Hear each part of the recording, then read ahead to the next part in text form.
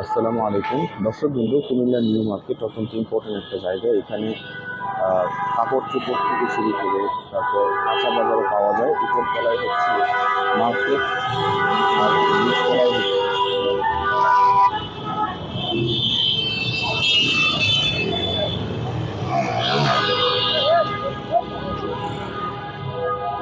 নিচতলায় হচ্ছে আপনার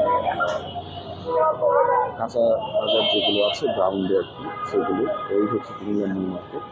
এটা হচ্ছে কুমিল্লা জিলা স্কুল দেখতে পাচ্ছি।